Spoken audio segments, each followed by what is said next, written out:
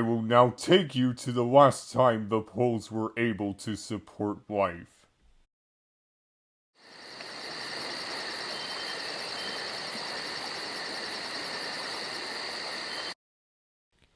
It is 3.5 million years ago during the mid-Pliocene in the high Arctic of Canada. Despite the cooling trend that had started back at the end of the Eocene 30 million years earlier, the planet as a whole is still at least 2 to 3 degrees Celsius, or 3.5 to 5 degrees Fahrenheit warmer than present, while the Arctic itself being at least 19 degrees Celsius or 34 Fahrenheit warmer than present.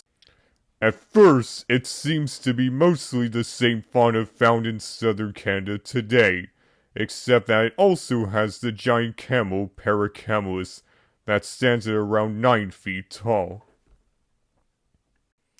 All because of the lowering sea levels brought about by the Mississippian salinity crisis, which even caused large bodies of water like the Megantereon to completely dry up. Paracamelus and its relatives just a few million years earlier had just made their way into Eurasia. These same events will soon lead to the great interchange of fauna between both North and South America.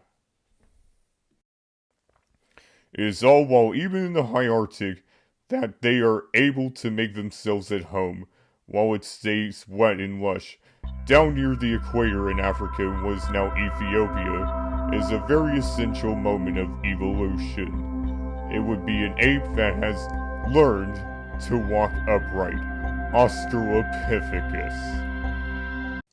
It has learned this in response to the rainforest in the region receding and making way for the open space savannas that have only grown more and more. While it at first seems to have a lot of the same fauna as now, it also has saber-toothed cats like DInofelis that could weigh in at 330 pounds. There is also giant hyenas like Chasmaporthetes. Back up in the Arctic, now that the very short summer has transitioned into fall, ahead is winter, in which, while still nowhere near as cold as present, but still quite harsh, and leading to the Arctic being in several months of complete total darkness.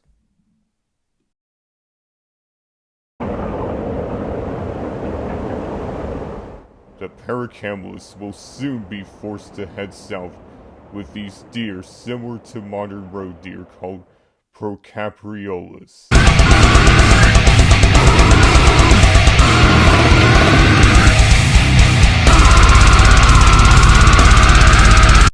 However, there are also bears like this Protarctos, which is a basal ursine bear, similar to modern black bears.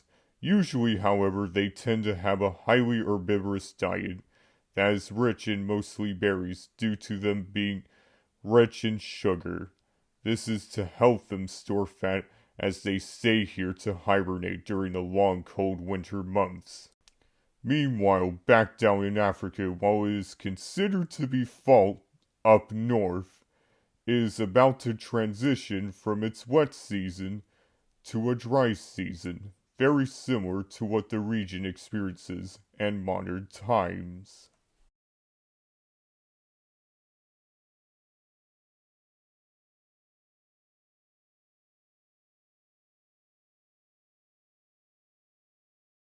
This clan of Australopithecus have stumbled upon a carcass of a bovine called Ugandax.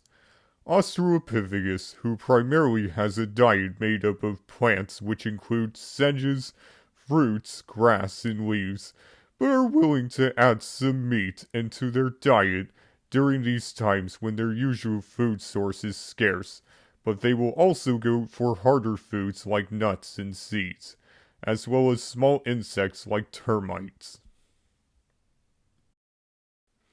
Predators like DInofelis and another cat named Megantereon eye it as well.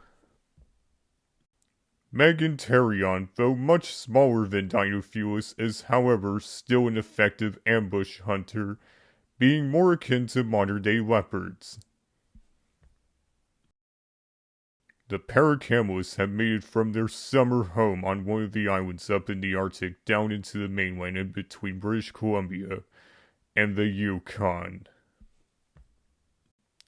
This shall be their home until the spring, but even here they face some potential dangers, as the area nearby happens to be rich in volcanic activity, due to being located along the Pacific Ring.